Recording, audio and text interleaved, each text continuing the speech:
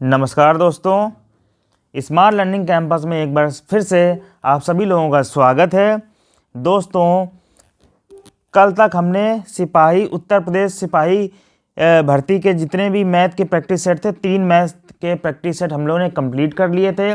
आज दोस्तों हम लोग उसका चौथा प्रैक्टिस सेट कंप्लीट करेंगे, मैथ्स का चौथा प्रैक्टिस सेट कंप्लीट करेंगे। तो चलिए शुरू करते हैं, वीडियो को स्टार्ट करते हैं। सबसे पहले क्वेश्चन के साथ, यदि किसी संख्या का घन किया जाए तो निम्नलिखित में से कौन से अंक इकाई स्थान पर हो सकते हैं।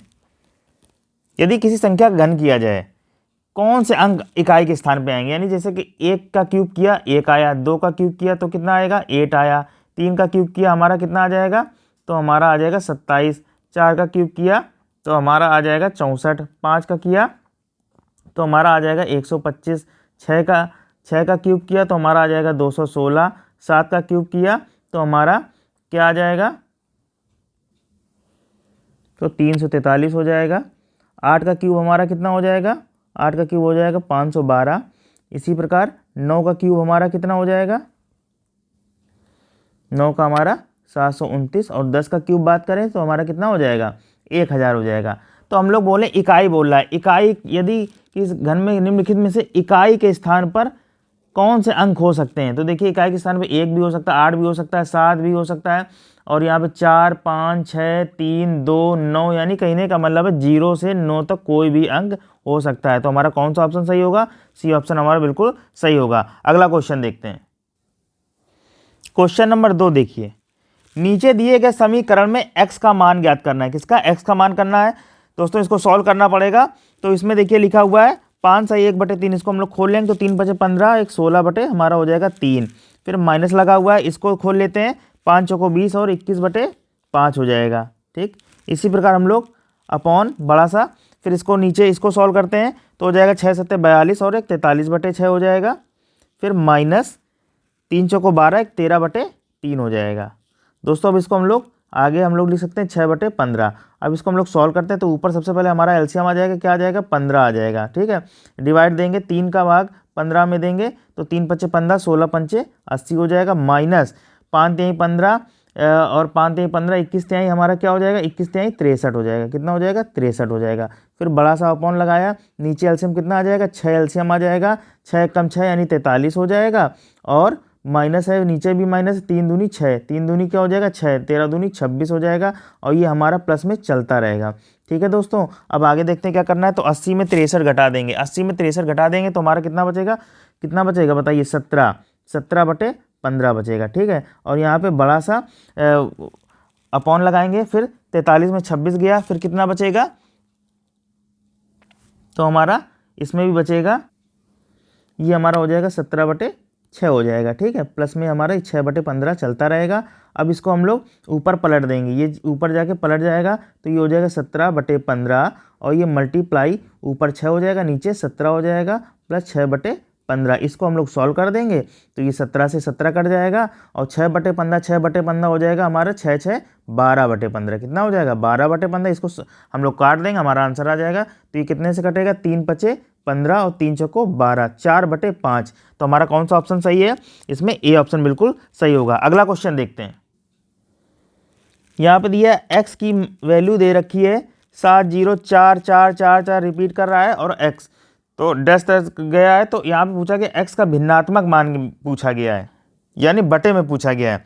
तो इसको हम लोग कैसे सॉल्व करेंगे, सबसे पहले हम लोग वैल्यू लिख लेते हैं 0.70444 ये चलता है। ठीक है, अब हमने बताया था जब कभी संख्या बार बार रिपीट करती तो उसके बाद उसके ऊपर बार का प्रयोग किया जाता है। तो इसको हम लोग इस प्रकार लिख सकते हैं 0.70 और 4 बार बार रिपीट कर रहा है तो इसको बार लगा लेंगे। अब इसको कैसे सॉल्व करेंगे, तो सिंपल सी चीज़ है, जो दिया हुआ है उसको लिख लेंगे। ठीक, जो दिया उसको लिख लेंगे और हम लोग क्या करेंगे, एक बड़ा सा बटे का निशान लगाएंगे और जिस पे बार लगा हुआ है, एक अंक पर बार लगा हुआ है तो 1 9 लिखेंगे। क्या लिखेंगे, 1 9। और जितने में नहीं, जितने अंकों में बार नहीं लगा है उतने 0 लगा देंगे। तो 0 और 7 में बार नहीं लगा है उतने 0 लगा दिए नीचे, ये हो गया 900। फिर यहाँ पे माइनस ऊपर आएगा और माइनस के बाद यहाँ पे जिस संख्या पे बार नहीं लगा यानी 70 पर, उसी को घटा देंगे। बस इसको सॉल्व कर देंगे, हमारा आंसर आ जाएगा। तो 704 में 70 घटा दीजिए, कितना आ जाएगा बताइए जल्दी से। तो हमारा आ जाएगा 4, 3 और ये हमारा घटाने पे आएगा 634/900। क्या आ जाएगा 900, 634। तो ये भिन्न में हो गया। अब आंसर इसमें देख लेते हैं कौन सा है। ये ऑप्शन मेरा बिल्कुल सही होगा। आगे देखते हैं क्वेश्चन नंबर 4। देखिए, ऐसी सबसे छोटी संख्या ज्ञात करनी है जिसको 13 और 16 से विभाजित करने पर क्रमशः क्या बचे, 2 और 5 बचे। दोस्तों इस सवाल को कैसे करेंगे देखते हैं। तो सबसे पहले हम लोग को क्या करना है, 13 और 16 लिख लिया। 13 में क्या क्रमशः बचना चाहिए, 2 बचना चाहिए, और 16 में क्या बचना चाहिए, 5। तो इनको हम लोग घटा देते हैं। 13 में 2 गया 11 और 16 में 5 गया 11। अब क्या करेंगे, 13 और 16 का हम लोग क्या निकाल लेंगे, एलसीएम। 13 और 16 का एलसीएम निकालेंगे तो इसका क्या निकलेगा, 13 और 16 का मल्टीप्लाई कर दीजिए, क्योंकि 13 एक आवाज संख्या है, इसका एलसीएम मल्टीप्लाई करने पर निकलेगा। तो 16 3 48 और 16 1 कम 16, 16 4 20, 208 आ गया। क्या आ गया हमारा, 208 आ गया। अब हम लोग क्या करेंगे, ये जो 11 हमारा आया था, क्या आया था, 11 जो हमारा आया था, दोनों को यहाँ पे ये 11, इसको 208 में हम लोग माइनस कर देंगे। क्या कर देंगे, माइनस कर देंगे। जो हमारा आएगा वो हमारा आंसर होगा। तो 157 आएगा। तो इसमें हम लोग देखते हैं कौन सा आंसर है, बी आंसर। इसका अगर सेकंड मेथड देखना हो तो आपको सिंपल सा क्या करना है, 13 का भाग सब में देकर देख लीजिए, फिर 16 का भाग सब में देकर देख लीजिए। अगर 2 और 5 जिसमें शेष बच रहा वही हमारा आंसर होगा। तो इसको हम लोग चेक करके भी हम लोग आंसर इसका लगा सकते हैं। अगला क्वेश्चन देखते हैं, क्वेश्चन नंबर 5वां। देखिए, 2 अंकों वाली संख्या के अंकों का अनुपात क्या है, 4:3 है। अंकों का अनुपात, अंकों को परस्पर बदलने से प्राप्त संख्या मूल संख्या से 18 कम है, नई संख्या ज्ञात करनी है। तो ये भी सिंपल सा, बदलने पर प्राप्त मूल संख्या से 18 कम है, नई संख्या ज्ञात करनी है। दोस्तों अगर इसमें 2 चीज़ें हम लोग कर सकते हैं, एक ट्रिक के माध्यम से भी बताएंगे फास्ट, और दो तरीके इसके अच्छे हम बताएंगे। सबसे पहले हम लोग ट्रिक से देखते हैं। 4:3 में है, तो मान लीजिए कोई संख्या है 4:3 में, तो इसको हम लोग क्या करेंगे, लिख सकते हैं इकाई का अंक। यहाँ पे देखिए ये इकाई का अंक मान लेते हैं, इसको क्या मान लेते हैं, इसको मान लेते हैं इकाई का अंक, ये इकाई का अंक मान लेते हैं, और ये हमारा क्या है, ये दहाई का अंक है। क्या है, दहाई का अंक। तो हम लोग कैसे लिखेंगे, दहाई के अंक में 10 जुड़ता है ना, 4 × 10 और प्लस इकाई का अंक लिख लिया। ठीक, फिर क्या करेंगे, इसमें क्या बोला, अंकों को परस्पर बदल दिया गया। अब क्या किया गया है, अंकों को परस्पर बदल दिया है, तो हम लोग अंकों को बदल देते हैं। अब क्या करेंगे, हम लोग दूसरे ब्रैकेट में कर लेंगे यहाँ पे। अब 3 पहले आ जाएगा, ठीक है ना, दहाई के स्थान पे, और 4 बाद में आ जाएगा। ठीक है ना। फिर बोला गया है 18 कम है, मूल संख्या से 18 ये क्या कम है। तो इसको हम लोग सॉल्व करके देखते हैं कितना आता है। ये हो गया हमारा 43 माइनस, और ये हमारा हो गया 30 34, ठीक, बराबर 18। तो हमारा एक रेशियो निकल के आया, कितना आया, ये हो गया हमारा 9x = हमारा 18 आ गया। तो यहाँ पे कहीं ना कहीं रेशियो कितना आ गया, 2। अब यहाँ पे हम लोग क्या करेंगे, यहाँ पे इकाई अंक में हम लोग क्या रख देंगे, ये वाली जो संख्या है, बोला गया हमसे, क्या बोला गया है कि मूल संख्या में 18 कम नई संख्या जो बनी वो क्या होगी, नई संख्या। तो नई संख्या निकालने के लिए हम लोग सिंपल सा मेथड लगाएंगे। इसको हम लोग 2 से मल्टीप्लाई कर देंगे, यानी कि 30 हमारा कितना सॉल्व करने पे आया था, इसको जब सॉल्व किया था 10 × 30 34 आया था। इसमें हम लोग क्या कर देंगे, 2 से मल्टीप्लाई कर देंगे, हमारा आंसर आ जाएगा। ये हो गया हमारा 68। तो संख्या हमारी क्या आ गई, 68 आ गई। ठीक है ना। अब देखिए दोस्तों, इसको तो हमने इससे समझा। अगर हम लोग को डायरेक्ट समझना हो तो क्या करेंगे, यहाँ पे देखिए 4:3 है। क्या है, 4:3।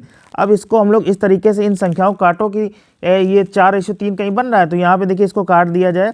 इसको मान लीजिए 69 को 6:9 लिख दिया जाए, और इसको काटा जाए तो आएगा 3 दूनी 6 और 3 तिरका 9, 2:3 में आया, यानी ये गलत आंसर है।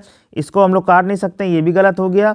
इसको भी अनुपात में नहीं काट सकते, ये भी गलत हो गया। और ये देखिए 6:8 में है, तो इसको अगर हम लोग काटें, देखिए ये कट जाएगा, 2 तिहाई 6 और 2 चौको 8। कहीं ना कहीं देखिए 3:4 में कट रहा है, और आंसर भी में कहीं ना कहीं 4:3 दिया था। तो हम लोग 68 को भी टिक लगा सकते हैं। तो 2 तरीके से इसको सॉल्व किया जा सकता है। अगला क्वेश्चन देखते हैं दोस्तों, क्वेश्चन नंबर 6 देखते हैं।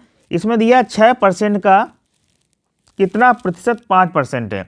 दोस्तों यहाँ पे जो परसेंट दिया है 6% का कितना परसेंट, बार परसेंट, यहाँ पे ये कुछ भी नहीं है। एक तरीके से ये समझ लीजिए, सीधे क्वेश्चन बोल रहा है 6 का कितना परसेंट 5 है। आपको घुमाने के लिए इसने ऐसा प्रश्न दिया है, इसको आप छोड़ दिए। 6 का कितना परसेंट 5 है, 6 का। तो सीधे से है कि हम लोग क्या करेंगे, 5 ऊपर रखेंगे, 6 नीचे करेंगे, इसको सॉल्व कर देंगे, हमारा आंसर आ जाएगा। इसको सॉल्व कर दीजिए, ये हो जाएगा हमारा 500 और 6 से भाग दे देंगे तो हो जाएगा 6 48, यहाँ बचा 2, ये 0 हो गया, फिर 6 त्रिक 18, फिर 2 बचा, फिर पॉइंट लगाया, 0 बढ़ाया तो 6 त्रिक 18, 83.3। यहाँ पे कौन सा ऑप्शन सही होगा, डी ऑप्शन हमारा बिल्कुल सही होगा। अगला क्वेश्चन देखते हैं, क्वेश्चन नंबर 7। एक दूध वाला 20% का लाभ कमाता है, एक दूध वाला 20% का लाभ कमाता है। अगर वह दूध की मूल मात्रा में 10% पानी मिलाता है तो उसके लाभ का प्रतिशत क्या होगा, 10% पानी भी उसमें मिला देता है। तो सबसे सिंपल सा है, यहाँ पे 20 पहले हुआ, फिर 10% और मिलाया, प्लस 20 × 10 अपॉन 100 कर देंगे, इसको सॉल्व कर देंगे, हमारा बस आंसर आ जाएगा। ये 0 से ये 0 कट गया, ये 0 से ये, और 30 + 2 हमारे, यानी उसको कितने % का मुनाफा होता है, 32%। तो हमारा कौन सा ऑप्शन सही होगा, डी ऑप्शन बिल्कुल सही होगा। अगला क्वेश्चन देखते हैं, क्वेश्चन नंबर 8 देखिए। एक माल के लागत मूल्य में कितना प्रतिशत जोड़ा जाना चाहिए ताकि अंकित मूल्य पर 10% की छूट देने के बाद भी क्या 20% लाभ प्राप्त हो सके। बहुत ही इंपॉर्टेंट और पेचीदा क्वेश्चन है। एक माल के लागत का मूल्य में कितना प्रतिशत जोड़ा जाना चाहिए। सबसे पहले इसमें क्या करेंगे हम लोग, अंकित मूल्य मान लीजिए हमारा क्या है, 100 है, ठीक। अंकित मूल्य हमारा क्या है, 100 है, ठीक। ये हमारा 100 हो गया।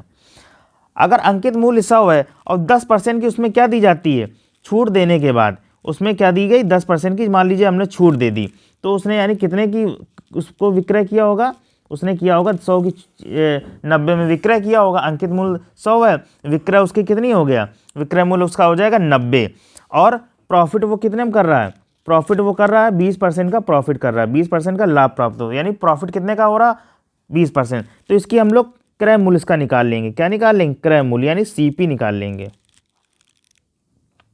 तो सीपी कैसे निकाल लेंगे, विक्रय हमारा कितना हो रहा है, 90 का विक्रय हो रहा है, ठीक है ना। प्रॉफिट कितना हो रहा है, 20%, यानी 20 जुड़ जाएगा 100 में, और क्या हो जाएगा इंटू 100% कर देंगे, 100 कर देंगे, तो हमारा विक्रय मूल्य क्रय मूल्य निकल आएगा।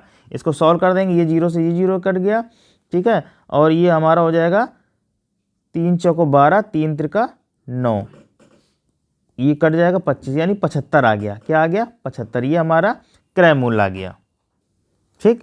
तो यानी हमारी ये लागत मूल्य आ गई, ठीक है ना। पूछा था लागत मूल्य कितना प्रतिशत जोड़ा जाना चाहिए इसी में, तो अंकित मूल्य हमारा 100 था, ठीक, लागत इसमें 75 की लगी, और 75 यहाँ पे लागत हमारी लगी, इंटू 100 कर देंगे, हमारा ऑप्शन आंसर आ जाएगा। तो इसको सॉल्व कर देंगे, ये हो जाएगा 25, इसको सॉल्व कर देंगे यहाँ पे, तो ये कट जाएगा 25/75 इंटू 100, इसको सॉल्व कर दीजिए, ये हो जाएगा 25 से कम 25, 25 के 75। अब 100/3 को जब हम लोग सॉल्व करेंगे तो हमारा कौन सा आ जाएगा, 33 सही 1/3, यानी हमारा कौन सा ऑप्शन सही होगा, डी ऑप्शन बिल्कुल सही होगा। अगला क्वेश्चन देखते हैं, क्वेश्चन नंबर 9 देखिए। रामू ने एक वस्तु का विक्रय मूल्य जो है उसके लागत मूल्य से 20% अधिक रखा, विक्रय मूल्य, और उसे 20% रियायत पर बेच दिया। उसने 40 रुपए का लाभ या हानि कमाई, ठीक है, लाभ या हानि कमाई। उसका लागत मूल्य क्या था, उसका लागत मूल्य क्या था।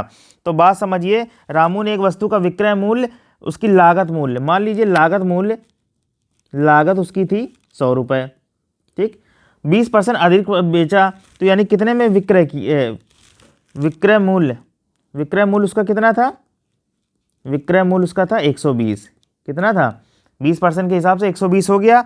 और उसने क्या किया, तो इस मूल्य पर क्या किया उसने, 20% की क्या दी, रियायत दी 20%। तो 120 का 20% कितना हो जाएगा, निकाल लेंगे, इसको सॉल्व कर लेंगे, तो ये हमारा हो जाएगा 2 0 से ये 2 0 कट गए, यानी 24 रुपए की उसने रियायत दी, ठीक है ना। यानी कि 100 रुपए में 24 रुपए की उसने क्या करी, रियायत दी। 100 रुपए में, यहाँ पे 120 रुपए में सॉरी रियायत दी, 120 रुपए में 24 रुपए की रियायत दी। तो यानी उसने कितने का, 96 रुपए में, यानी उसकी लागत थी 100 रुपए में और बेचा कितने का, 96 में। तो जब 100 रुपए की चीज़ 96 में बेच रहा है तो इसमें यहाँ पे कितना लाभ हो रहा है उसको, 4 रुपए का, 4 रुपए का लाभ हो रहा है। लेकिन यहाँ पे लाभ हुआ कितने का, 40 का, लाभ हुआ कितने का, 40 का। तो 4 बराबर हमारा जब हुआ, 4 बराबर 100, तो 40 बराबर क्या हो जाएगा, 40 बराबर लागत मूल्य क्या हो जाएगी, तो 40 गुणे 100 और यहाँ पे 4, इसको सॉल्व कर देंगे, ये हो जाएगा 10, यानी कि 1000 जो उसका लागत मूल्य था वो कितना था, 1000 रुपये था। तो इसका कौन सा ऑप्शन सही होगा, ए ऑप्शन बिल्कुल सही होगा। अगला क्वेश्चन देखते हैं। क्वेश्चन नंबर 10, एक धनराशि साधारण ब्याज के तहत 2.5 वर्षों में अपने आप की दोगुनी हो जाती, कितने वर्षों में ये अपने आप की 45 गुनी हो जाएगी। दोस्तों यहाँ पर T1 दे दिया हमको 2.5, इसके बाद दुगनी हो जा रही है, N1 हमारा 2, इसके बाद T2 पूछा हुआ है, क्वेश्चन मार्क लगा देंगे, और N2 कितना है 45। आपको हमने एक फॉर्मूला बताया था, T1/T2 is equal to N1 - 1/N2 - 1 साधारण ब्याज के लिए। इसमें वैल्यू बस पुट कर देंगे 2.5, यहाँ पर T पूछा हुआ है, ठीक है, N1 माइनस यानी कि 2 में 1 गया 1 और 45 में 1 गया 44, इसको बस मल्टीप्लाई कर देंगे क्रॉस, हमारा आंसर आ जाएगा 2.5 मल्टीप्लाई 44। इसको सॉल्व कर दीजिए, 25 चौको हो जाएगा 100 और 25 चौको 100 110, कितना हो गया, पॉइंट लगा देंगे। तो हमारा आंसर कौन सा सही हो जाएगा, सी ऑप्शन हमारा बिल्कुल सही होगा। अगला क्वेश्चन देखते हैं।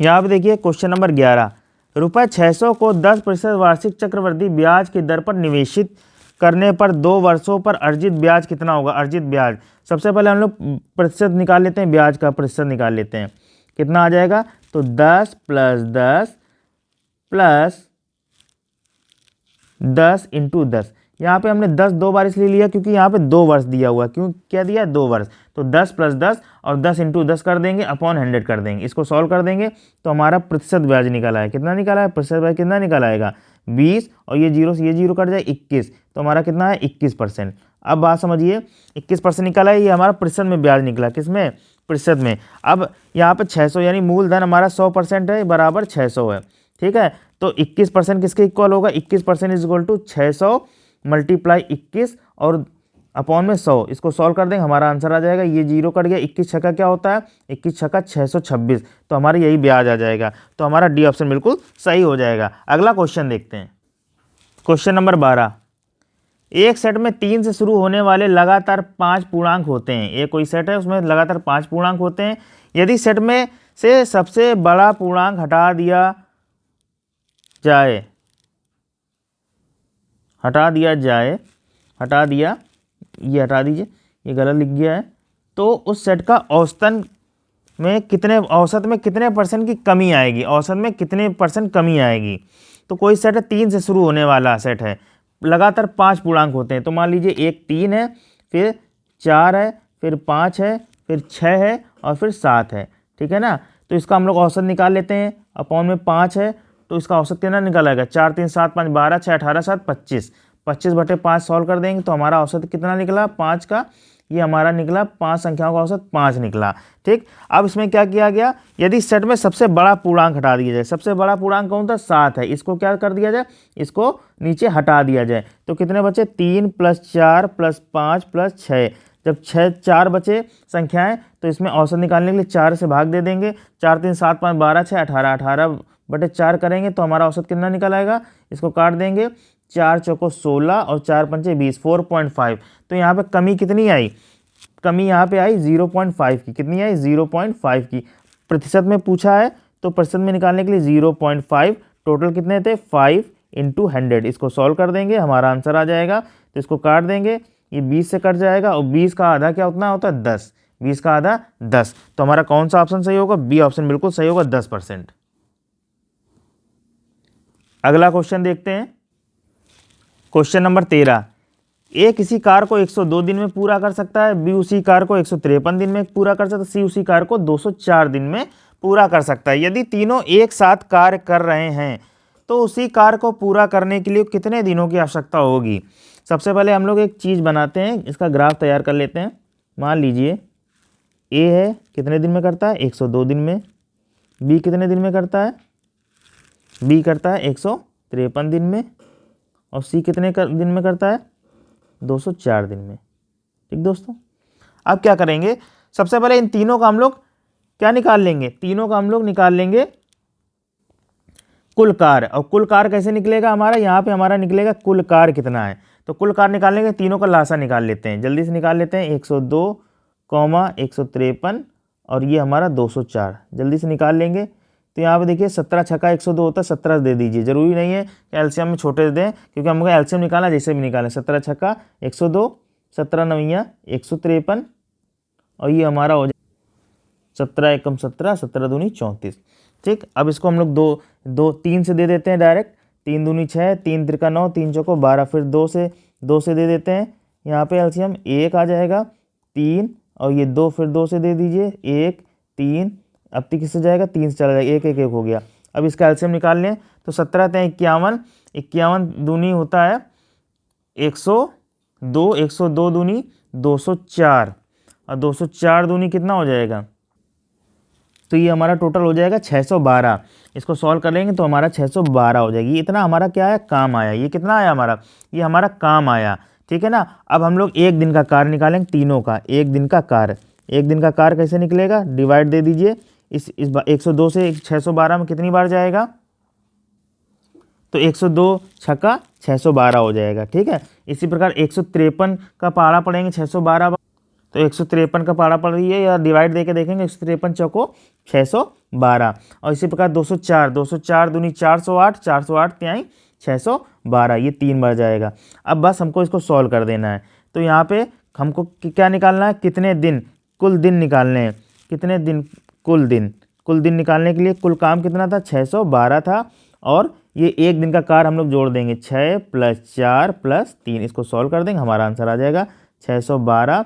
और ये हमारा हो जाएगा 6 4 10 3 13। अब इसको हम लोग मिक्स फ्रैक्शन के फॉर्म में चेंज कर लेंगे। तो इसको डिवाइड करके देख लेते हैं, 13 को 612 में, 612 में, तो ये हो जाएगा 13 चौको 52, 13 चौको 52, ये हो गया हमारा 9 और ये 92 हो गया, 13 7 91, 47 सही 1/13 के आसपास आ रहा है। तो हमारा कौन सा ऑप्शन सही हो जाएगा, ए ऑप्शन इसका बिल्कुल सही होगा। अगला क्वेश्चन देखते हैं।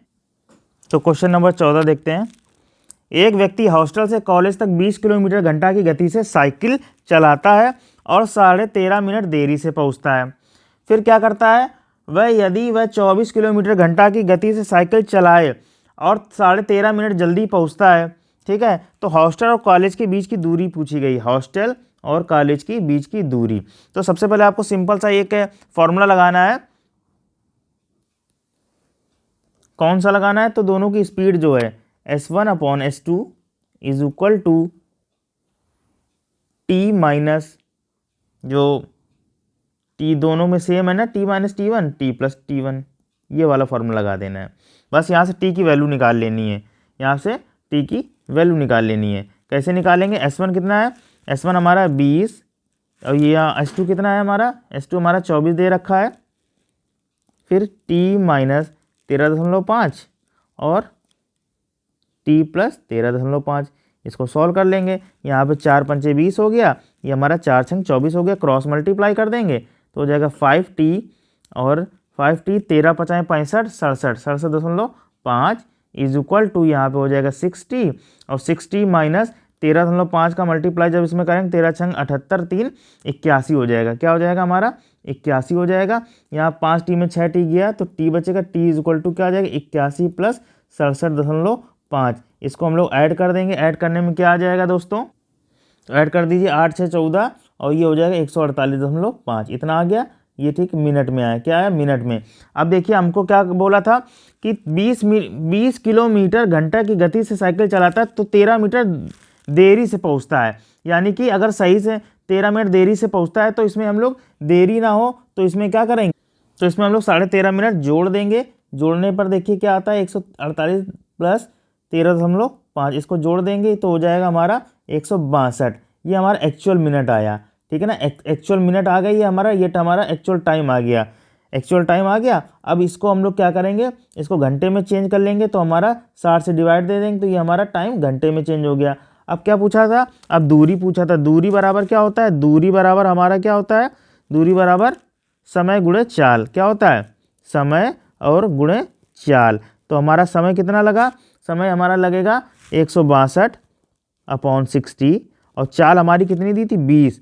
कहती है इसको सॉल्व करें, 20 कम 20, 20 तिहाई 60, 3 से इसको डिवाइड कर देंगे, 3 पचे 15 और 3 चौको 12, 54 आएगा। तो हमारा कौन सा ऑप्शन सही हो जाएगा? बी ऑप्शन इसका बिल्कुल सही होगा। अगला क्वेश्चन देखते हैं, क्वेश्चन नंबर 15। वृत्त की त्रिज्या का माप क्या है जो एक ऐसा त्रिकोण बनाती है जिसकी भुजाओं का माप 8 इकाइयां, 15 इकाइयां और 17 इकाइयां। मान लीजिए कोई व्रत है, क्या है? ये हमारा एक व्रत है, ठीक है।